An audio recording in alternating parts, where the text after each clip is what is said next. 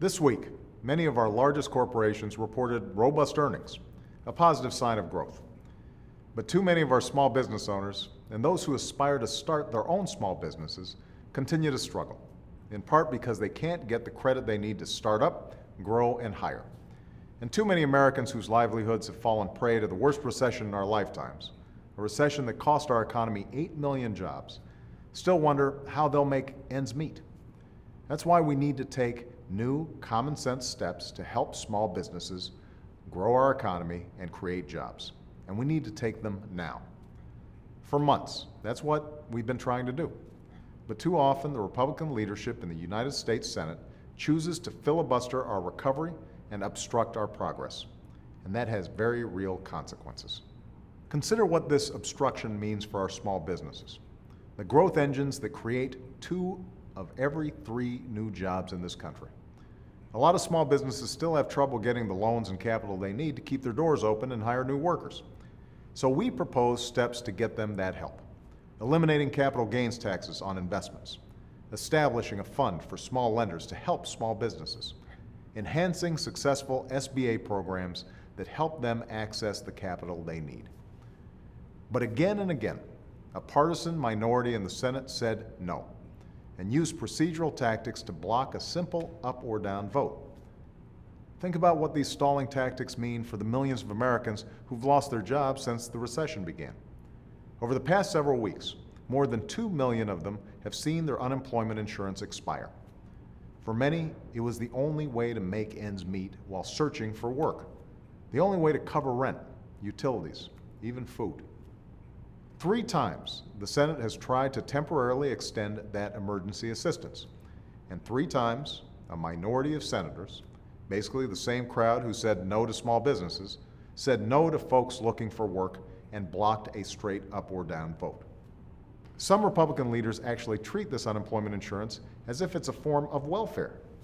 They say it discourages folks from looking for work. Well, I've met a lot of folks looking for work these past few years. And I can tell you, I haven't met any American who would rather have an unemployment check than a meaningful job that lets you provide for your family. And we all have friends, or neighbors, or family members who already know how hard it is to land a job when 5 workers are competing for every opening. Now, in the past, presidents and Congresses of both parties have treated unemployment insurance for what it is, an emergency expenditure. That's because an economic disaster can devastate families and communities just as surely as a flood or tornado. But suddenly, Republican leaders want to change that. They say we shouldn't provide unemployment insurance because it costs money. So after years of championing policies that turned a record surplus into a massive deficit, including a tax cut for the wealthiest Americans, they finally decided to make their stand on the backs of the unemployed. They've got no problem spending money on tax breaks for folks at the top who don't need them and didn't even ask for them, but they object to helping folks laid off in this recession who really do need help. And every day this goes on, another 50,000 Americans lose that badly needed lifeline. Well, I think these senators are wrong. We can't afford to go back to the same misguided policies that led us into this mess. We need to move forward with the policies that are leading us out of this mess. The fact is, most economists agree that extending unemployment insurance is one of the single most cost-effective ways to help jumpstart the economy. It puts money into the pockets of folks who not only need it most, but who are also most likely to spend it quickly. That boosts local economies, and that means jobs. Increasing loans to small businesses, renewing unemployment insurance. These steps aren't just the right thing to do for those hardest hit by the recession. They're the right thing to do for all of us.